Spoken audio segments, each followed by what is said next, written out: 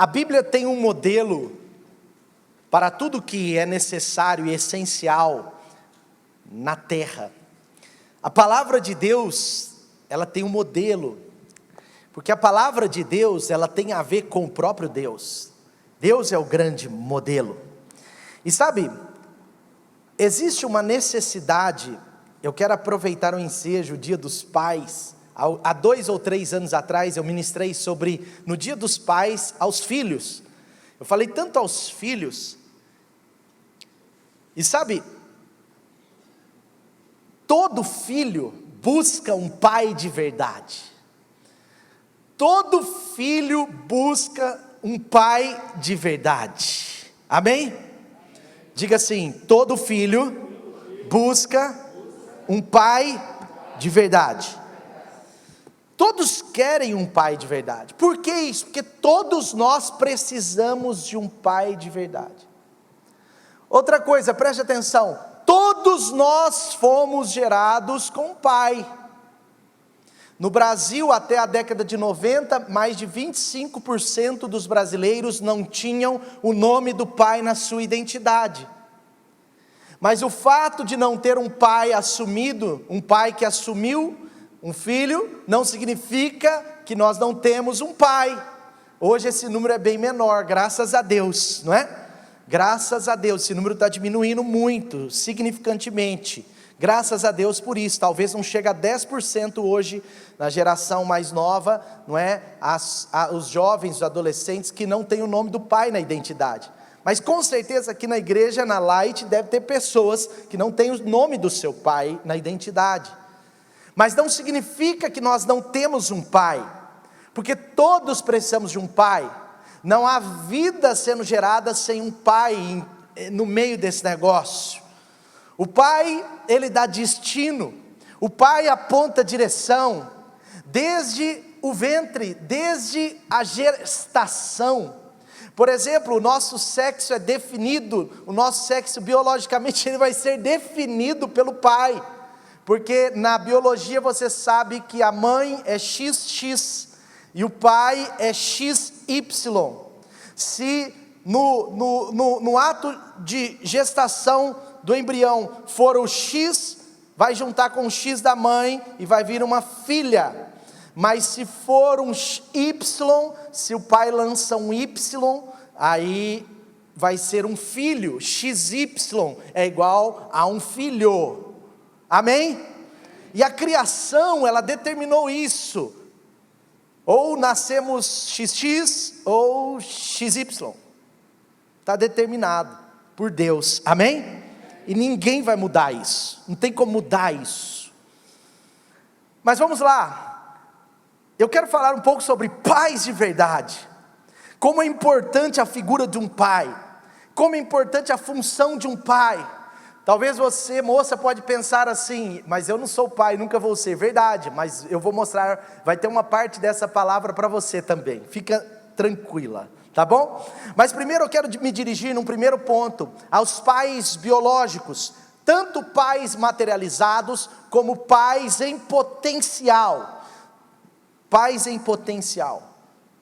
Pessoas jovens, recém-casados, casados que não têm filhos, que vão se tornar pais. Eu quero meditar com você em Lucas capítulo 15, a partir do versículo 11, essa história é incrível. A Bíblia tem muitas histórias de pais e filhos, muitas histórias felizes, algumas delas um pouco tristes, outras desesperadoras. Você já imaginou Samuel, aquele profeta incrível, aquele homem que ungiu Davi, aquele profeta respeitado na nação de Israel, aquele homem de Deus? Mas a Bíblia diz que chegou um momento da história que o povo pediu um rei. Porque o povo pediu um rei? Porque os filhos de Samuel não andaram segundo ele, não andaram como ele, não receberam a herança espiritual do pai. Mas aqui tem um texto no Novo Testamento onde Jesus está contando a história, não é? Nessa parábola do filho pródigo, Jesus está contando a história de uma relação de um pai com seus filhos. E eu quero destacar aqui hoje, nesse texto, mais a figura do pai. Um homem tinha 2 filhos, Jesus estava dizendo. O mais novo disse ao seu pai: pai, eu quero parte da herança. Ele repartiu a propriedade entre eles. Então, não muito tempo depois, o filho mais novo, ele reuniu tudo que tinha, foi para uma região muito distante. Lá nessa região, ele desperdiçou os seus bens vivendo irresponsavelmente. Depois de ter gasto tudo, houve uma grande fome naquela região, e ele começou a passar necessidade. Por isso, foi empregar-se com um dos cidadãos daquela região, que o mandou em seu campo a fim de cuidar de porcos. Ele desejava encher o estômago com as vagens de alfarrobeira que os porcos comiam, mas ninguém lhe dava nada. Preste atenção agora. Caindo em si, o filho disse: quantos empregados de meu pai têm comida de sobra, e eu estou aqui nessa terra distante, passando tanta fome. Eu me porei a caminho, e eu voltarei para o meu pai, e eu lhe direi: pai, pequei contra o céu e contra ti, não sou mais digno de ser chamado teu filho, trata-me como um dos teus empregados. Essa era a ideia que ele estava tendo. A seguir, ele colocou essa ideia em prática. Ele levantou-se, foi para o seu pai, e estando ainda longe, ele estava chegando, o seu pai o viu, cheio de compaixão, correu para o seu filho, e o abraçou, e o beijou. O filho lhe disse: pai, eu pequei contra o céu, e pequei contra ti, eu não sou mais digno de ser chamado teu filho. Mas o pai disse aos seus servos: vão depressa, tragam a melhor roupa, vistam nele, coloquem um anel em seu dedo e calçados em seus pés, tragam um novilho gordo e matem-no, vamos fazer uma festa e comemorar, pois este meu filho, ele estava morto e voltou à vida, estava perdido e foi achado. E então eles começaram a celebrar, a festejar o seu regresso. Amém? Sabe, essa é uma história bíblica de um bom pai, de um excelente pai. Essa é a história de um pai de verdade, um pai que todos nós precisamos almejar ser como ele. Essa é a história de um filho complicado num certo momento, de um outro filho talvez mais complicado ainda, porque depois a história continua, tem um filho mais velho. Mas, olhando para o pai, é uma história de um pai de verdade. Veja que esse filho, ele errou. Esse filho, ele antecipou coisas na sua vida. Ele tropeçou, como ele mesmo disse 2 vezes, ele pecou contra Deus e contra o pai. Ele pecou porque de alguma forma ele foi um filho não muito bom, em algum momento rebelde, ele pega a sua herança e vai embora. Agora, um destaque nessa história é que apesar dele ter ido embora, dele ter sofrido tudo, esse filho, ele voltou para a casa do pai. Por que ele voltou para a casa do pai? Eu fico pensando, por que ele voltou? Com certeza ele voltou por causa do pai. Ele voltou porque a casa, no coração desse filho, não era mais dele. No coração desse filho, ele não tinha mais direito algum sobre a casa. No coração desse filho, ele agora viveria pior do que o empregado do seu pai. Está comigo aí, concorda? Ele já sabia que ele tinha pegado a herança, ele não tinha direito a mais nada. Ele não voltou para casa por causa da casa, ele voltou para a casa do pai por causa do pai. Esse pai era bom demais. Esse filho, ele não só se arrependeu das besteiras que ele fez, mas ele sabia que ele podia voltar por causa do pai que ele tinha, de um pai amoroso, cheio de compaixão, um pai de afeto, um pai generoso, um pai fiel, um pai que compreende, um pai que ouve, um pai que direciona, um pai que orienta.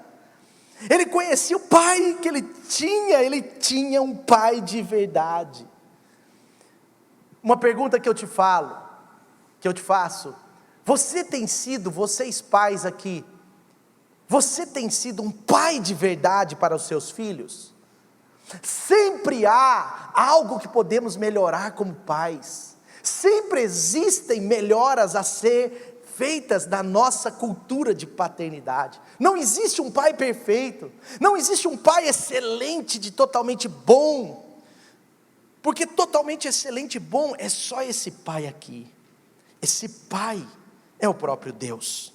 Mas voltando aqui, trazendo para o nosso coração, o primeiro ponto eu quero trazer principalmente aos homens, aos pais, aqueles que já são ou serão, mas eu quero trazer para o seu coração, primeiro, seja um pai de verdade para os seus filhos. Os nossos filhos precisam de um pai de verdade. Deus criou os filhos para receberem através dos pais. Deus criou os filhos para receber muitas coisas especificamente através do pai e não da mãe.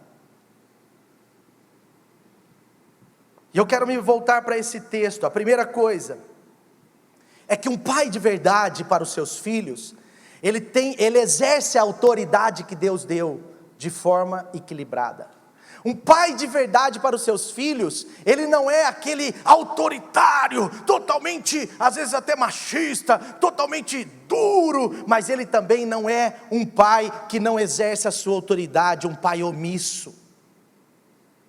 Por isso que os filhos de pais muito autoritários, eles têm marcas na sua vida, que são curáveis, que são restauráveis, mas que geram por um tempo muitos danos. Por outro lado, os filhos de pais que não exercem a sua autoridade, são filhos complicados, são filhos que não têm limites, são filhos que querem fazer coisas para chamar a atenção, são filhos que às vezes acabam muitas vezes até presos, até em subempregos, são filhos que às vezes não têm um futuro porque não sabem se submeter a regras, se submeter a liderança, se submeter a autoridades, porque tiveram uma criação leviana nesse aspecto, uma criação assim, faça o que você quiser, o que mais importa é ser feliz, não, o pai não exerce autoridade. Então Deus nos chama como cristãos para sermos pais de verdade, e pais de verdade têm uma autoridade como Deus quer, uma autoridade equilibrada. Como assim, pastor? Uma autoridade sem extremos. Sabe, segundo Deus, o pai, ele já é uma autoridade. No dia que você se tornou pai, você automaticamente se torna uma autoridade.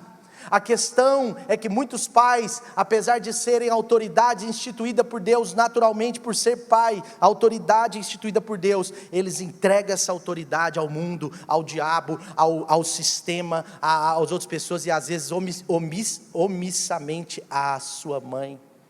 A mãe tem um papel de autoridade e o pai tem um papel de autoridade diferente. Pais muito machistas com filhos, que não têm afeto, que não exercem essa autoridade amorosa, muitas vezes geram filhos que têm medo do pai, têm medo de falar a verdade, filhos que têm medo de confessar. Isso é muito comum em lares antigos, quando as filhas e os filhos abrem o coração para a mãe, mas não contam nada para o pai. E às vezes a mãe sem sabedoria ainda encobre isso, e ainda trata isso, tem um monte de segredos que só a mãe sabe. Se existe um lar que tem um monte de segredinhos que só a mãe sabe, e o pai não pode saber, é porque há uma figura falha no pai. Há uma figura falha. Eu lembro que era muito comum, quando eu era adolescente, há poucos anos atrás, era muito comum, às vezes, alguns casos de amigos meus, e amigas também, coleguinhas, conversar as coisas com a mãe, e a gente às vezes ia para a casa deles, e eles ficavam falando assim, perto do meu pai não fala isso, não fala que nós fomos no clube aquele dia, não fala que a menina está gostando daquele menino, não fala, não sei o quê. Aí não podia falar nada perto do pai, mas perto da mãe falava tudo, e a mãe ria, aí chegava o pai e a mãe, aí disfarçava aquela falsidade com o pai.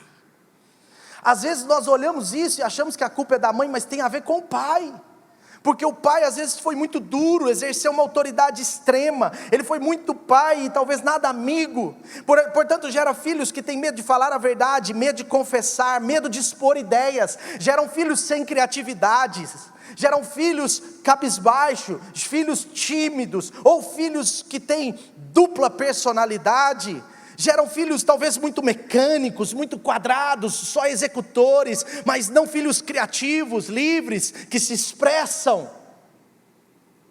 Então o pai, ele tem que ter esse equilíbrio na sua autoridade. Filhos, às vezes, por exemplo, o pai com dificuldades, o pai, agora já falando de omisso, ele gera filhos que têm dificuldades de receber não. Um pai que não exerce a sua autoridade, gera filhos que têm dificuldade de receber não. Filhos que não sabem viver sob pressão. Filhos porque eram muito soltos, o pai não exerce autoridade nenhuma, ou muito pouca. Por isso que filhos de pais divorciados muito novo, e que o pai realmente assim, largou os filhos, né? Aquele negócio de uma vez por mês a gente sai para jantar, isso não serve, isso não é suficiente.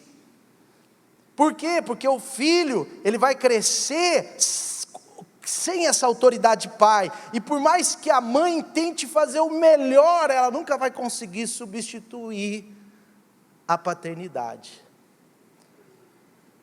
Então filhos têm dificuldade de receber não sabem lidar com pressão, porque o pai que exerce uma autoridade equilibrada, eventualmente vai ter que pressionar os filhos. Faz parte da formação de uma pessoa. Filhos que não sabem lidar com pressão, geralmente tem a ver com pais que não exercem a sua autoridade. Aí é o famoso mimimi e etc. Filhos com dificuldade de prestação de contas, e eu poderia falar tantas coisas, mas um pai muito omisso gera problemas nos seus filhos. E um pai de verdade, ele precisa ter autoridade, exercer sua autoridade bíblica de forma equilibrada.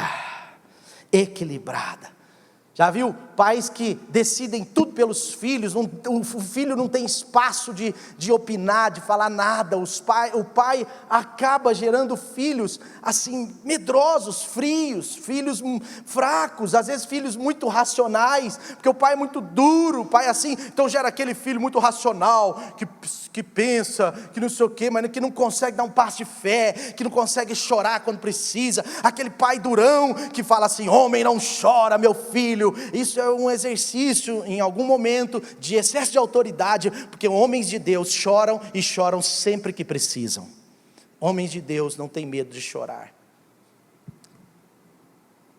Eu quero falar aos pais hoje. Segunda coisa, pais de verdade, eles têm um coração aberto para aprender afeição. E sabe qual é o desafio do que eu estou ministrando? É porque ao mesmo tempo que é uma verdade, é um perigo usar isso como uma justificativa. Porque o que acontece? É muito difícil você dar aquilo que você não recebeu, certo ou errado? Certo ou errado? É claro que eu entendo isso. Meus pais não tinham cultura de dizer que me amavam, meus pais não tinham cultura de afeição, de carinho, de me elogiar dessa forma de carinho, e agora como eu vou entregar isso ao meu filho? A gente pensa assim, e não é uma mentira, é verdade, que se eu não recebi, vai ser mais desafiador para mim entregar. Porém, nós que somos transformados pela graça de Deus, nós recebemos muito, primeiro do Espírito Santo. O Espírito Santo é afetuoso, é carinhoso, é maravilhoso. Depois nós recebemos muito na família da fé. A família da fé é carinhosa, a família da fé é maravilhosa. Outro dia eu estava falando no telefone com um dos discípulos, e a gente às vezes tem o costume de falar um beijão, e eu falei, um beijão cara, e um homem do lado olhou para mim e fez assim. Porque no reino de Deus a gente é carinhoso, a família da fé é carinhosa, a família da fé é carinhosa. Essa pandemia foi difícil demais para a gente, porque a gente ama abraçar, a gente gosta de abraçar, uns gostam até de beijar, outros gostam até de fazer um carinho no outro, eu te amo, mas tudo no Senhor Deus, amém? Amém. Aí, mas preste atenção, mas sabe, na família da fé tem afeição. A pessoa chega na igreja, ela já percebe a atmosfera de afeição. Tem pessoas que chegam na célula dura, parecendo um robô, de repente elas, antes da pandemia, agora nós vamos voltar daqui a pouco a abraçar, mas ela recebe aquele abraço na célula, fica até assim, ó, recebendo um abraço. Aí de repente passa 2 meses, ela converteu, ela foi batizada, ela está chorando, ela está abraçando, ela está até beijando. Por quê? Porque a família da fé os verdadeiros crentes em Jesus, eles são afetuosos, porque a gente aprende com o Espírito Santo, a gente aprende com os nossos pais espirituais. Portanto, é uma verdade sim, que aquilo que eu não recebi dos meus pais ou do meu pai, eu vou ter dificuldade, eu vou ter um pouco mais de dificuldade de dar, mas essa dificuldade não pode se tornar um amuleto, ela não pode se tornar uma justificativa, ela precisa ser vencida pelo poder do Espírito Santo. E você pai, você futuro pai, precisa vencer, porque os seus filhos, eles precisam de afeto. Veja comigo o texto, versículo 15 aí, se não me engano era o 15, eu não lembro agora, mas, ou 20, põe o 15 ou 20, mas veja esse versículo, fala que ele chegou, e o seu pai o viu de longe. O pai, de verdade, ele já enxerga o filho, mesmo o filho distante, ele não deixa de ser um filho no coração dele, mesmo o filho um pouco frio, o pai de verdade enxerga esse filho como alguém que precisa de afeto, precisa de abraço. Ele finge ser durão, ele está vindo lá, ele está longe, ele está todo sujo, mas ele quer um abraço, ele quer um beijo, ele quer a aproximação do pai, ele quer, porque todo o nosso coração sempre busca isso, mesmo que a gente tenha uma capa dura, mas dentro de nós todo mundo é molinho, manteiguinha. Pode ser um machão, fortão, mas por dentro é uma manteiguinha, porque em Jesus nós somos assim. E esse cara aqui, ele conhecia o pai que tinha, ele só tinha fugido do pai, mas ele conhecia. Quando o pai o viu voltando, o pai foi correndo, olha o que diz aí o texto, ele foi correndo para o filho, e cheio de compaixão, ele correu para o seu filho, o que está escrito aí? E o beijou, beija mais, cara. Os seus filhos querem o seu abraço, eles querem o seu beijo, eles querem em alguns dias que você corra para abraçar, passou na prova, conseguiu, filho, 3 dias de viagem eu estava com saudade. Eu viajava para passar férias com 13 anos de idade, eu já viajava sozinho de ônibus de Belo Horizonte até lá em Jundiaí, para passar férias da minha família. Então assim, eu já viajava, meu pai me explicava tudo como que era, o que eu tinha que fazer, o que eu não podia fazer. No começo meu pai já chegou uma vez comprou 2 cadeiras para não ir ninguém do meu lado, mas eu viajei sozinho de Belo Horizonte até São Paulo com 13 anos. E eu fiz essa viagem várias vezes, mas eu lembro quando eu voltava, a minha mãe fazia aquela comida maravilhosa, me esperava na porta, e o meu pai estava lá na rodoviária me esperando com um chocolate para mim. E aquilo marcou a minha vida, porque quando eu chegava na rodoviária, o meu pai, filho, você fez muita falta, como eu te amo, e falava tantas coisas para mim do jeito dele. Aí eu chegava em casa, eu tinha todo o carinho do mundo da minha mãe, isso fez parte da minha história, da minha vida, isso de alguma forma me fez não ter problema com afeto. Pais precisam se esforçar para terem afetos nos filhos, para liberarem carinho, para liberarem amor prático, nesse aspecto expressivo. Sabe, a carência dos filhos se manifesta na adolescência, quando um pai é duro, e o pai começa a julgar o filho, julgar a filha, mas o pai nunca foi carinhoso, nunca passou a mão no cabelo da menina, nunca elogiou a menina de linda, nunca saiu para jantar com a menina faz 15, 16 anos, fica aquela menina carente, aí o primeiro cara afetuoso, ela fala, e às vezes o cara é um cafajeste, mas ele tem um afetozinho, vocês estão entendendo? E aquilo mexe tanto com ela, não que o afeto não é para mexer com as meninas, tem que mexer alguma coisa, mas assim, aquela coisa que domina a menina. Por quê? Porque o pai não cumpriu o seu papel de verdade, não foi um pai de verdade nessa área. Vai fazer falta para os seus filhos, seja homem, menina ou menino, vai fazer falta sim para eles, a falta de afeto do pai. O pai corre, abraça e beija. A Bíblia faz questão de dizer, abraça, beija, corre. Ela está falando de uma expressão de afeto, ela está falando de um pai que tem cultura de afeto, ela está falando de um pai carinhoso, ela está falando de um pai que, de verdade, um pai que... Quer um abraço? Vem aqui, velho, me dá um abraço.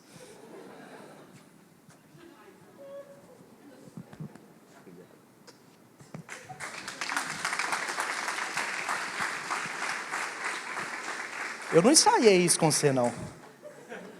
Pode ter sido de Deus isso daí. Foi o que aconteceu, subiu aqui e tomou um abraço. Estou falando de afeto. Na hora da autoridade você não subiu não, né?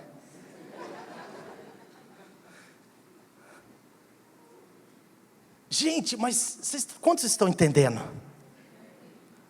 Por que essa palavra para todos? Porque a mamãe, a esposa, também pode ajudar.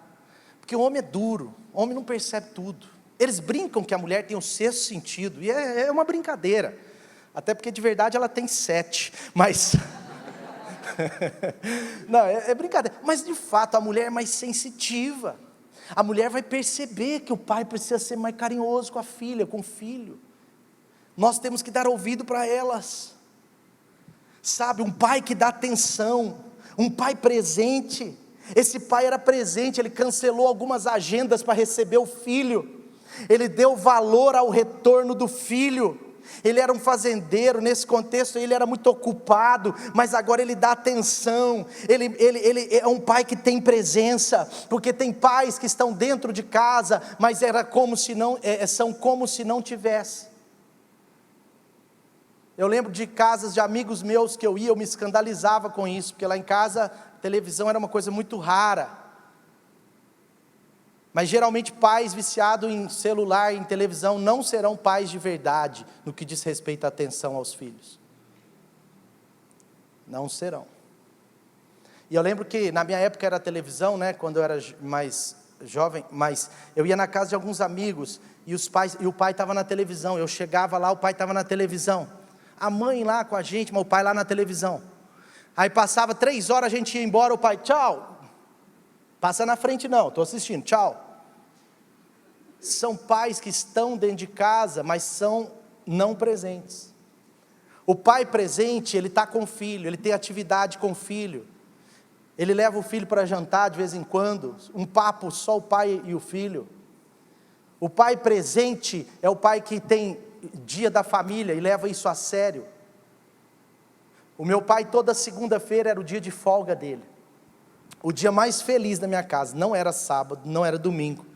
O dia mais feliz na minha casa, para mim e para o Felipe, era segunda-feira. Segunda-feira, eu voltava da escola, do colégio, 12:00, 1h, e eu comia, minha mãe falava que eu comia rápido, porque eu estava tão desesperado para viver o meu dia com meu pai. Isso foi tão importante para a minha vida. E eu comia muito rápido, porque eu queria fazer meu para casa rápido, porque 2:30, 3 horas eu precisava estar liberado do meu pai. E toda segunda-feira, religiosamente, toda segunda-feira, era muito difícil uma segunda que isso não acontecia, por volta de 4 horas, 5 horas, até umas 7, 8 da noite, o meu pai saía conosco, era o dia da folga dele, ele trabalhava de terça a domingo, mas de segunda era a sua folga, e ele levava a gente para andar de bicicleta, ele levava a gente para andar de patins, ele levava a gente para fazer uma trilha. Eu lembro de uma vez que me marcou tanto, eu quis fazer isso outras vezes, ele levou a gente lá no Parque Mangabeira, só eu, meu irmão e ele, e era uma trilha. Eu tinha por volta de 13 anos, eu estava recém-mudado em Belo Horizonte, e eu pus uma mochila, eu estava me achando no meio da selva, e o meu irmão também, e a gente passava naqueles riozinhos, e eu falava, uau pai, eu posso beber dessa água? Ele falava, pode, mas não conta para sua mãe. Essas coisas me marcaram, porque era o meu dia, e ali meu pai ia ministrando, e quando chegava lá em cima, o meu pai contava uma história cristã, bíblica, e ministrava algo ao meu coração, como eu nunca esqueci até hoje. Em alguns momentos eu até sei das coisas que meu pai ministrava, eu lembro até hoje. Aquilo foi formando a minha vida, o meu caráter, e lá meu pai abraçava a gente, e lá na hora de comer meu pai dividia lanche, ele fazia tantas coisas, tanto afeto, tanto carinho, isso fez parte da minha vida. Eu estou dando como um testemunho, mas para te encorajar a dar atenção aos seus filhos, a marcar presença, a ser um pai amigo. Primeiro você é pai, porque aí existe o outro extremo. Pais são amigos primeiro e pai depois, isso dá errado. O pai, primeiro ele é pai, depois ele é amigo. Entendeu a ideia ou não? É mais pai do que amigo, mas ele é amigo. Ele é amigo. Isso faz toda a diferença na vida de uma criança, de um jovem. Um passeio intencional, perguntas saudáveis, tempo à mesa, e tantas outras coisas. Eu lembro do Felipe ser disciplinado com vara algumas vezes, porque ele não vinha para a mesa. de tanto valor que meu pai dava à mesa. E algumas vezes o meu irmão precisou ser disciplinado com vara, porque ele desobedecia meu pai. Então ele ficava lá no computador e ele não vinha para a sala almoçar, porque a hora do almoço, ou da janta, ou do tempo ir na mesa, era sagrada, porque era um tempo de relacionamento do filho com o pai, ou melhor, do pai com os filhos. O que o pai aqui estava restaurando com o filho? O seu relacionamento. E relacionamento sempre aponta para comida. Isso não é heresia, isso é Bíblia. Relacionamento físico aqui sempre aponta para comida. Aonde tem uma mesa, tem relacionamento. Por isso que ele chega, a primeira coisa que ele fala, chama os empregados, fala: depressa, depressa, mata o novilho gordo, que hoje nós vamos fazer uma mesa de jantar, porque ele voltou a relacionar comigo. O pai, ele precisa, portanto, ser um instrumento de afeto, de presença, aquele amigo. Esses dias eu estava conversando com uma jovem dessa igreja, e eu fiquei impactadíssimo, porque ela disse assim para mim, eu gosto de conversar com os jovens, e eu fico fazendo umas perguntas inteligentes, assim, pelo menos eu acho, mas eu fiz uma pergunta inteligente, assim, intencional, e essa jovem, ela virou para mim e falou assim: pastor, por 3 a 4 vezes no ano, o meu pai, que é um pai cristão, claro, por 3 a 4 vezes ao ano, pastor, o meu pai, ele me chama para uma boa conversa. E eu fiz assim para ela, que eu sei o que é isso. Aí ela falou assim: são conversas profundas que o meu pai tem comigo, sobre o meu comportamento, sobre o que eu posso melhorar, sobre o meu potencial. Pastor, essas conversas não são fáceis, são conversas muito profundas do meu pai comigo. Porém, pastor, a jovem me contando, essas conversas, elas marcam a minha vida, a minha história, e elas são importantíssimas para quem eu vou me tornar. Eu falei, yes. Dentro de mim eu falei, yes. Fora de mim eu falei, que legal. Que legal. Sabe, o pai amigo. Outra coisa, veja o versículo 22, o pai disse aos servos: depressa, depressa, tragam a melhor roupa, diga comigo, a melhor roupa, vistam nele, coloquem um anel em seu dedo, calçado em seus pés, tragam o novilho gordo, diga comigo, gordo, não, sem olhar para mim, olha para a tela, não olha para ninguém agora, diz assim, gordo, é o novilho, viu? Bom, mas tragam o novilho gordo. Bom, olha só, a melhor roupa e o novilho gordo, isso aponta para um pai generoso. Pais generosos, pais de verdade são generosos com a sua família, com a sua casa, com seus filhos. Pais generosos, eles apontam a sua generosidade para Deus, para os seus filhos também verem e participarem dela. Não é à toa que eu e o Felipe, pela graça de Deus, nós somos dizimistas fiéis desde 8 anos de idade. Eu nunca tive problema em ser um dizimista fiel, nem o Felipe. Por quê? Porque o meu pai era muito generoso para com Deus, era um diálogo comum na nossa casa. Eu pequenininho lembro dos meus pais falando sobre dízimos, separando ofertas, separando dízimos, falando sobre participação.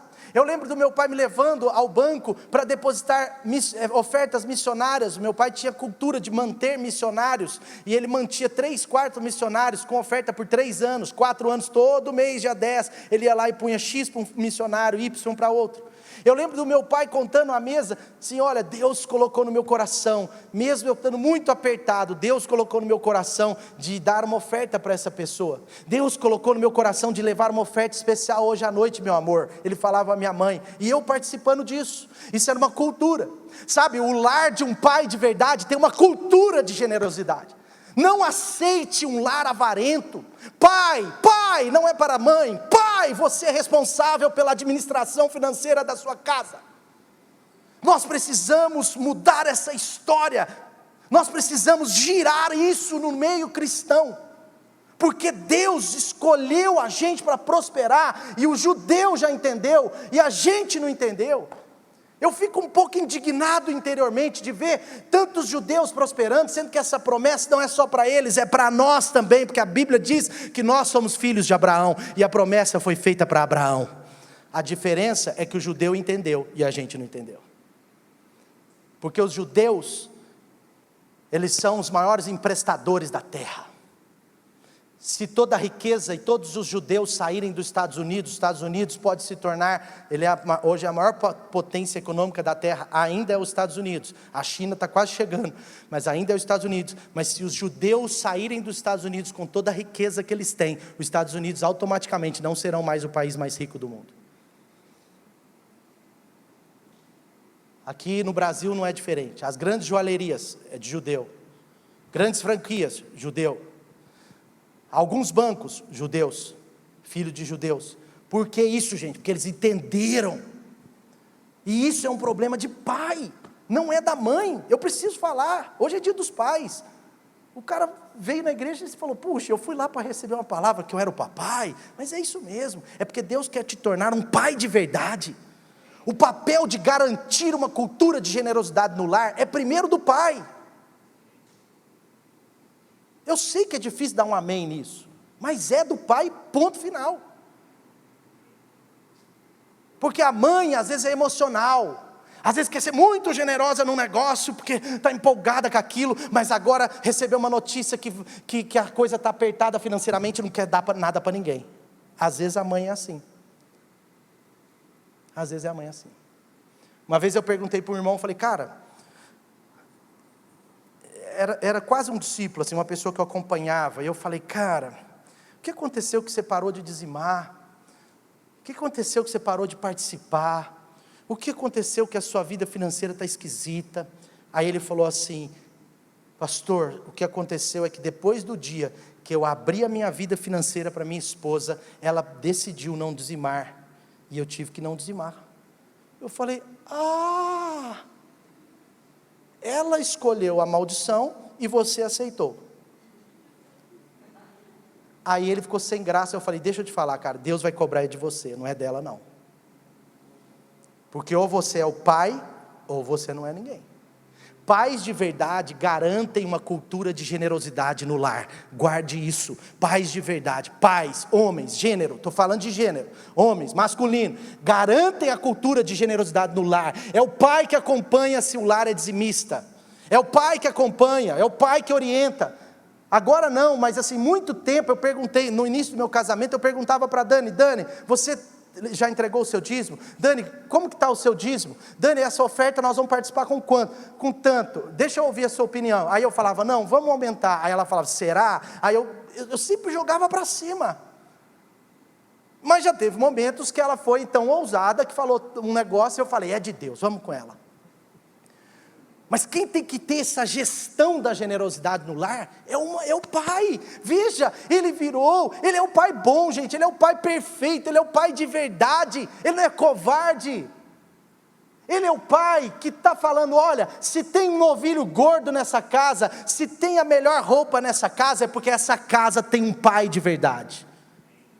É um pouco forte o que eu estou falando, eu sei que é, porque aqui eu não estou falando de pobreza ou riqueza, estou falando de prosperidade.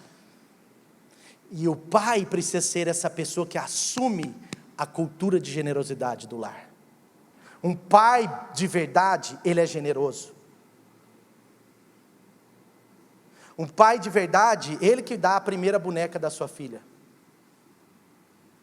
Quantas garotas são marcadas negativamente, porque tiveram um pai que não conseguiu entregar nada.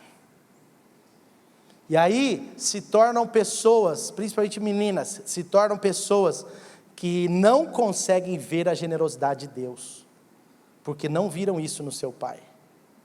Tudo que você não viu no seu pai terreno, você vai precisar passar por um processo de restauração e cura para enxergar em Deus.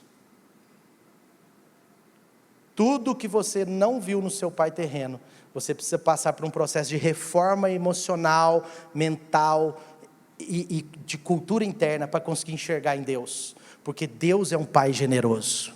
Mesmo que se o seu pai não conseguiu ser generoso, e eu não estou falando de te dar coisas caras, eu estou falando de ser um pai generoso.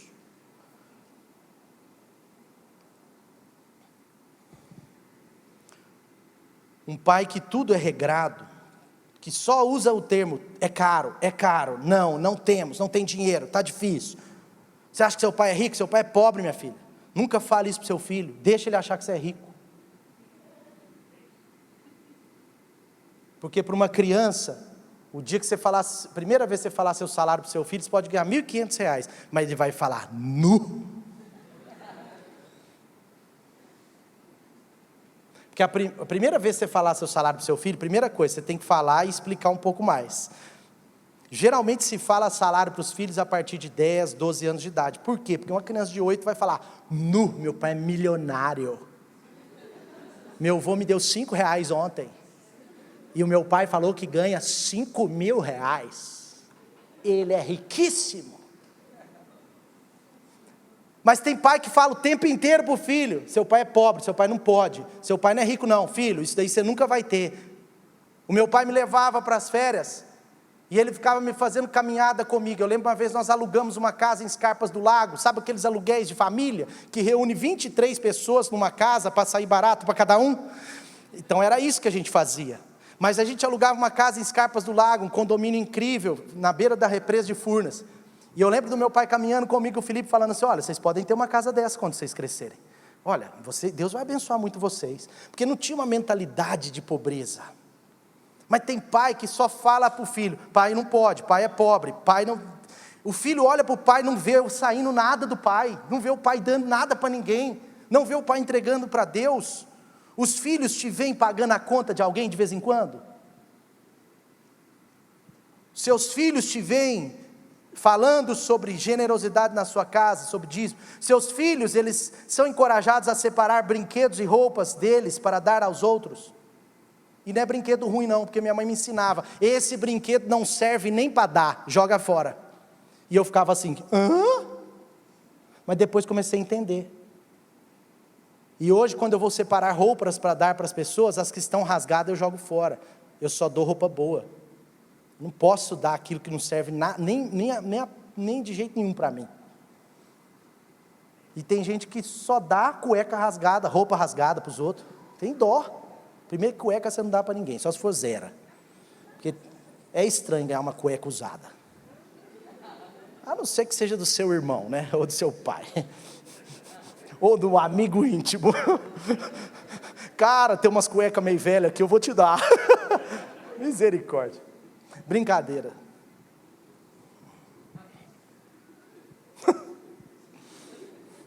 Os seus filhos te veem levando ofertas, entregando a Deus sua fidelidade.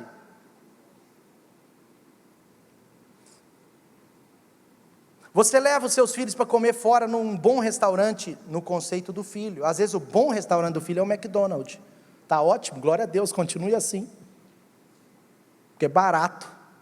Quando ele entender o que é um bom restaurante, ele vai te pedir para te levar no mais caro. Deixa ele achar que é o McDonald's. Mas o seu filho consegue ver você fazendo essas coisas para ele, tipo, de vez em quando levando ele para comer fora. Pague uma boas férias por causa dos seus filhos.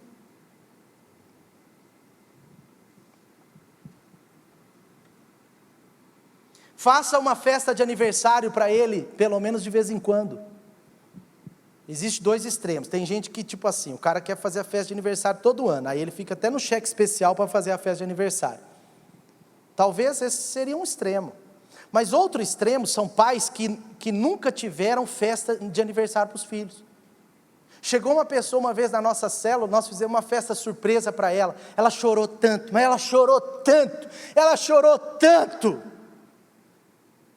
E depois nós fomos saber que essa moça, ela tinha um trauma.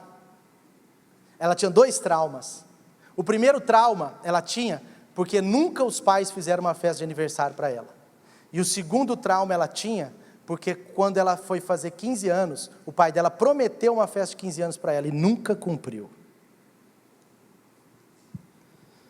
Eu não posso entrar muito nessa área de cura que a gente vai longe, mas eu quero dizer para você, um pai de verdade é um pai que é generoso aos seus filhos, à sua esposa e a Deus principalmente. Amém? Consegue dar um amém? Fiel à palavra. Eu poderia falar mais outras coisas, mas eu quero já passar para o próximo ponto, que eu vou ser bem breve, mas preste atenção, como você tem sido como pai?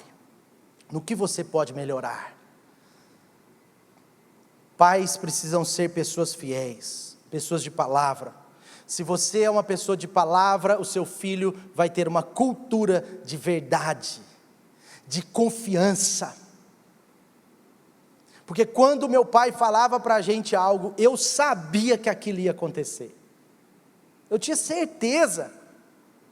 Por isso que se Deus me falar algo, Ele pode me falar algo muito doido, mas se Deus me fala algo hoje, eu não tenho problema em acreditar. Porque eu sei que Ele é o meu pai e Ele vai cumprir. Mas você precisa ser pessoa de palavra com seus filhos. Seja para disciplina, repreensão ou para celebração. Filho, se você me desobedecer de novo, você vai ficar de castigo. Aí o filho desobedece na cara dura e o pai não faz nada.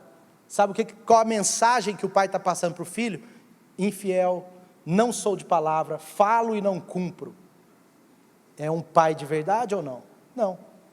Pais de verdade, mesmo que seja para repreensão, quando prometem, cumprem. Filho, se você me desobedecer de novo aqui, eu te dei 2 chances, agora é a última. Se você me desobedecer de novo, o castigo vai ser esse. Aí o filho vai desobedecer de novo. Aí você cumpre o que você falou, mesmo que o seu coração doa, porque dói demais para um pai ter que castigar um filho. Mas é parte do processo. Porque em Hebreus diz que um pai, assim como um bom pai disciplina o seu filho por amor, Deus também de vez em quando nos disciplina porque nos ama. Hebreus 12. Amém? Agora, papai, você prometeu a boneca, dá a boneca.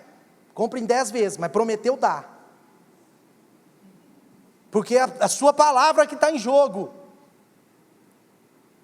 Sua palavra, o tanto de moças que tem que passar por processo de cura nesse negócio de festa de 15 anos, hoje diminuiu, mas antigamente era muito comum, porque a menina tinha um trauma com o pai que falou que ia dar a festa de 15 anos, aí chegou no 16, um dia a menina estourou, falou com o pai falou, não, eu não te dei a festa de 15 anos, porque eu vou te dar um carro quando você fizer 18, a menina já tem 30, não ganhou nem uma bicicleta. Não promete, você não tem condição de dar um carro nem para sua mulher, vai dar um carro para a filha? Desculpa, gente, mas você tem que prometer o que você pode cumprir, promete mesmo, porque pais prometem as coisas aos filhos, mas prometa e cumpra. Está duro hoje, meu Deus, dia dos pais, que pedrada, meu Deus, cabuloso, alguém falou isso, eu escutei, um cabuloso, essa eu nunca tinha ouvido na igreja, cabuloso Deus. Então, gente, ser pai é um chamado de Deus, amém?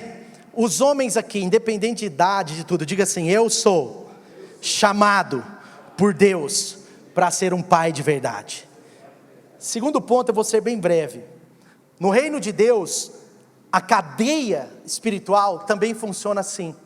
Sabe, assim como numa família, através do pai, existe uma transferência de legado, uma transferência de herança, uma transferência de valores. No reino de Deus também funciona assim. O primeiro ponto, eu falei aos pais biológicos, e agora eu vou ser bem breve, mas eu vou falar aos pais espirituais. Agora não é uma questão mais de gênero, agora pode ser mulheres ou homens, mas no reino de Deus há uma cadeia de autoridade, há uma forma de Deus implantar princípios, há uma forma de Deus transmitir vida, há uma forma bíblica, espiritual, onde Deus determinou na sua eternidade como seria, e isso é assim desde a antiguidade até os dias da igreja primitiva, isso foi sempre assim.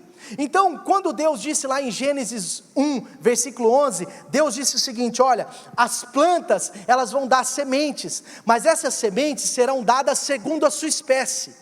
Portanto, quando Deus estava colocando esse princípio, Ele estava falando também, de alguma forma, que cada um gera sementes segundo a sua espécie.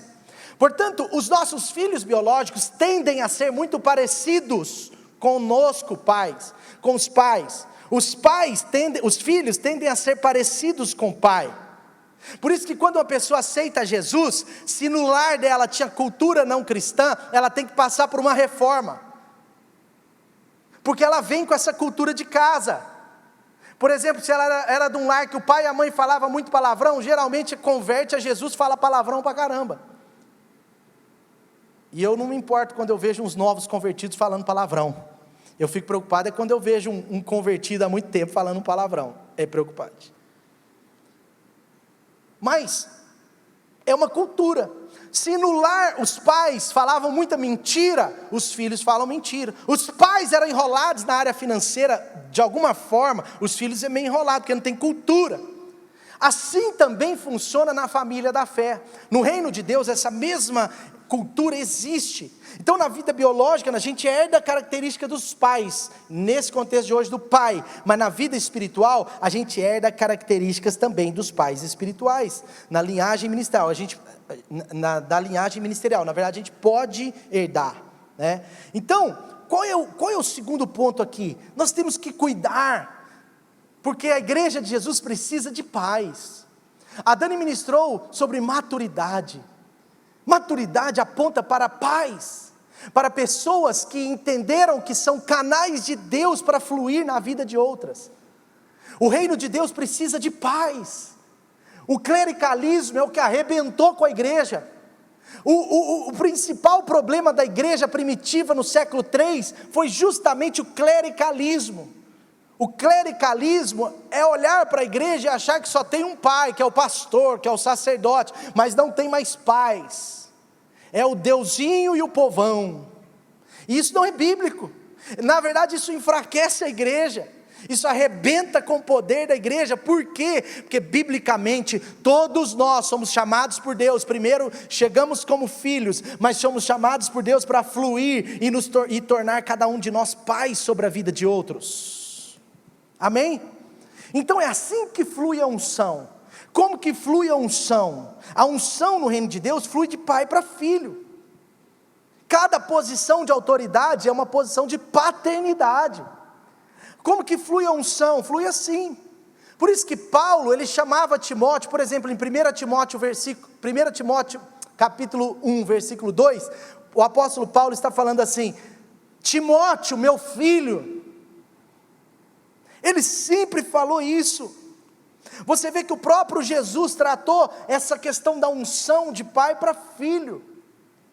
Em João, no Evangelho de João, capítulo 5, versículo 19, João capítulo 5, versículo 19, Jesus, ele dá uma resposta aos seus discípulos e também aos religiosos ali, de alguma forma. Jesus está falando assim: eu digo que verdadeiramente o filho não pode fazer nada de si mesmo, ele só pode fazer o que vê o pai fazer, porque o que o pai faz, o filho também faz. O que Jesus está falando, gente? Jesus está falando, há um fluxo, há uma forma das coisas acontecerem.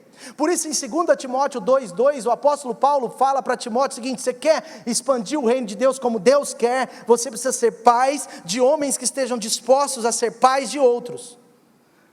Foi isso que o apóstolo Paulo falou: Timóteo, procure homens que estejam dispostos a receber de você, e não reter o que receberam, mas passar o que receberam a outros. Aí você vai ver o evangelho explodir, aí você vai ver a coisa acontecer. Portanto, nem Jesus, nem o apóstolo Paulo, e nem os velhos patriarcas, ninguém agiu no contexto ministerial fora desse valor. Na igreja do Senhor, os pais espirituais são fundamentais para a sua expansão, para a emancipação do poder da igreja. O fluxo ministerial bíblico é de pai para filho. Você pode ver em 2 Reis capítulo 2, versículo 12, quando Elias foi levado aos céus. 2 Reis capítulo 2, versículo 12, quando Elias foi elevado aos céus. Veja, Eliseu agora está lá, sozinho, e Elias tinha sido arrebatado, mas olha que incrível, Eliseu fala: meu pai, Meu pai é uma cultura bíblica antiga que não pode ser perdida nos nossos dias. Ele fala: meu pai, tu eras como os carros de guerra e os cavaleiros de Israel. E quando eu já não podia mais vê-lo, olha o que aconteceu. Eliseu pegou as suas próprias vestes e as rasgou no meio. E agora você vê que ele recebe, depois aí no texto, ele recebe a dupla unção do que Elias tinha. Portanto, o modelo bíblico é assim, é uma bênção geracional. Portanto, todos que querem sair da superficialidade, precisam respeitar e acreditar que há uma forma de Deus nos levar à maturidade, que é quando nós nos colocamos para que pessoas que são de alguma forma mais maduras que a gente, possam falar na nossa vida, possam ministrar no nosso coração, possam estabelecer às vezes limites para nós em algumas áreas. Amém? Sim ou não? Porque, poxa, até isso é difícil, porque outro dia uma pessoa falou assim: o líder tal veio pôr um limite para mim. Aí ela falou assim: nem meu pai punha limites para mim. Aí eu falei: errado estava o seu pai, porque vem de uma cultura de lar, de um pai omisso, que não põe limites. E aí, no reino de Deus não consegue ter limites, e nem receber limites de ninguém. Nós precisamos cuidar disso, sabe? A bênção espiritual é por modelo, é por legado, é por herança, é por transferência, é um caminho junto.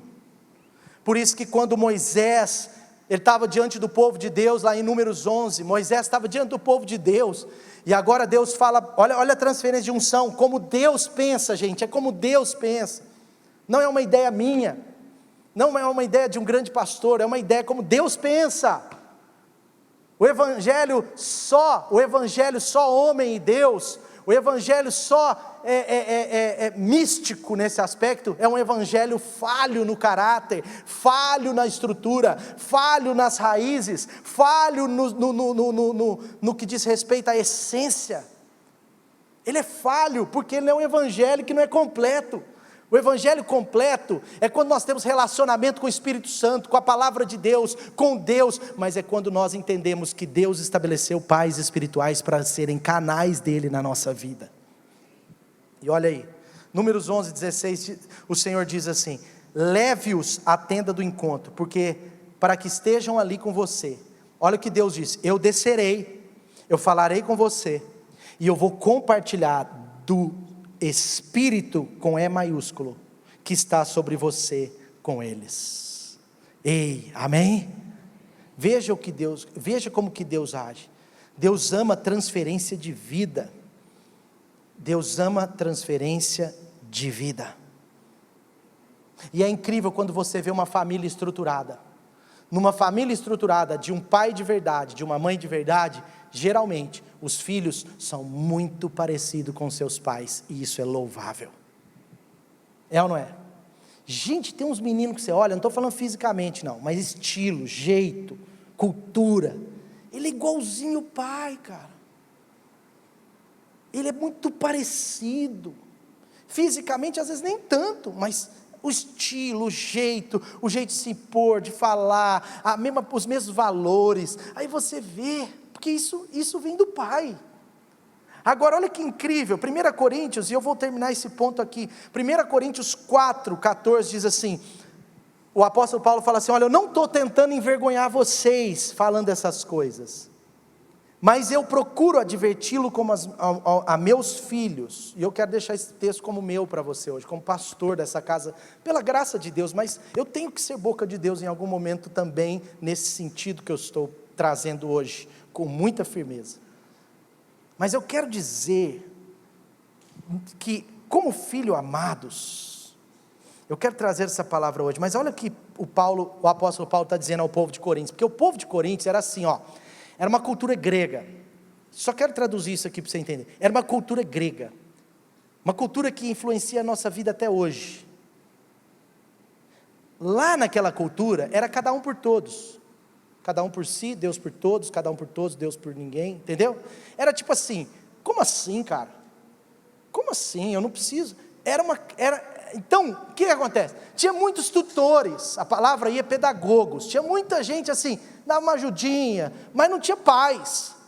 O apóstolo Paulo chega com o evangelho bíblico, e agora ele quer mudar a cultura local, ele está tirando a cultura sistêmica, e colocando a cultura do reino, ele está quebrando o sistema.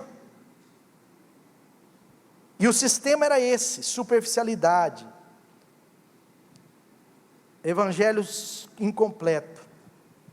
E aí no versículo 15 de 1 Coríntios 4, Paulo está dizendo o seguinte: olha, como a filhos amados meus, escutem, eu vou lhe enviar Timóteo, o meu amado filho e fiel no Senhor, o qual lhes trará a lembrança.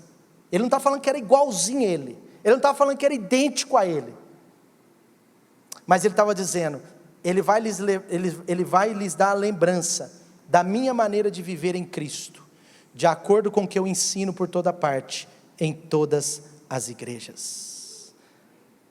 Paulo tinha um filho que era muito parecido com ele, e a minha pergunta para você, concluindo esse ponto: quantos filhos você tem parecidos com você?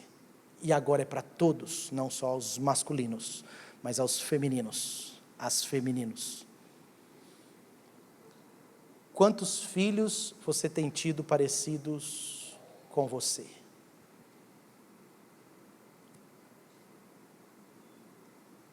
Outro dia chegou um irmão para mim e falou assim, falando de um discípulo meu, e ele falou assim: cara, esse cara parece com você, cara, eu já percebi, ele pensa muito parecido, ele tem o mesmo coração, ele vai na mesma linha que você vai. Eu falei: é porque é filho. Ele é filho, ele entendeu, e pela graça de Deus eu me coloquei como pai, porque Deus me chamou, porque ser pai é um chamado. Quantos filhos você deseja ter? Essa palavra não pode parar no quantos filhos você tem, ela precisa chegar a quantos filhos você tem. Gente, Deus não chamou você, Deus não me chamou para sermos só filhos, Deus nos chamou para sermos pais. Deus chamou você para ser pais. Todos nós precisamos de pais de verdade. Todos nós precisamos de um pai de verdade, espiritualmente também, mas todos nós podemos ser pais de verdade para alguém. Todos nós. Eu repito, porque tem que quebrar essa coisa de clericalismo. E os pregadores da internet hoje, eu estou percebendo, eles são muito clericais. A maioria dos pregadores de internet são clericais, eu estou percebendo isso. Não é suficiente você receber só a palavra do seu pastor. Eu sou um pai sobre a sua vida, sim, pela graça de Deus, mas não é suficiente. Você precisa às vezes ter pais mais de perto, pessoas que você abre o coração, pessoas que você consegue relacionar e dizer: cara, eu preciso de algo nessa área, eu preciso de ajuda. Pessoas que eventualmente vão colocar limites para você, pessoas que vão em algum momento dizer para você uma boa opinião e um bom conselho, que às vezes vai chocar você, mas vai te levar a pensar. Pessoas que você pode dizer que é como um pai espiritual sobre a sua vida, pessoas que transmitem a unção que estão recebendo de alguém para você, pessoas que te ensinam, às vezes ensinam você, às vezes ensinam você a ensinar outros, pessoas que compartilham conhecimento, que encorajam você a crescer, a participar mais, pessoas que têm carinho, afeição, cuidado e compaixão, e que estão despertando você para um potencial no Senhor. Você e eu precisamos desejar ser pais de verdade sobre a vida de alguém, ser como um pai de verdade sobre a vida de alguém. E eu quero declarar pela fé, mas eu creio de verdade, por isso que eu vou declarar que você vai ser um pai espiritual sobre muitas pessoas. Amém? Pai espiritual. Comece comece ajudando a pessoa, comece cuidando da pessoa. Como você está? Você sente falta de uma pessoa no culto e fala: você viu, a pessoa não foi, mas não faz nada. Sente falta de uma pessoa, liga para a pessoa, fala: cara, eu tenho compaixão de você. Esse pai, ele correu e abraçou o filho. Você pode ligar e falar: cara, eu estou sentindo sua falta, cara, vamos estar junto. O que você está precisando? Eu estou aqui não é para te cobrar, não. Eu estou aqui para me colocar à disposição para lavar os seus pés. Porque tem gente também que é muito bom para cobrar, mas é difícil para servir. Cobrança sem serviço é ruim. Vamos ficar de pé no nosso lugar. Meu tempo já acabou há muito tempo.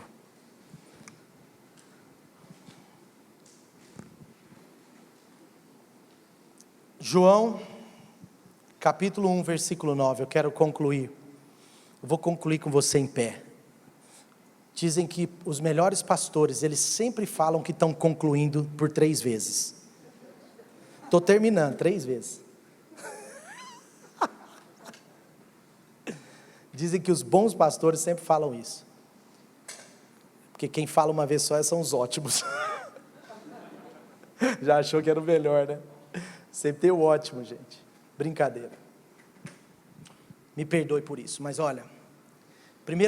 João, capítulo 9. João, capítulo 1, versículo 9. A palavra de Deus diz: estava chegando ao mundo a verdadeira luz, que ilumina todos os homens. Pode passar. Aquele que é a palavra estava no mundo, e o mundo foi feito por intermédio dele. Mas o mundo não o reconheceu.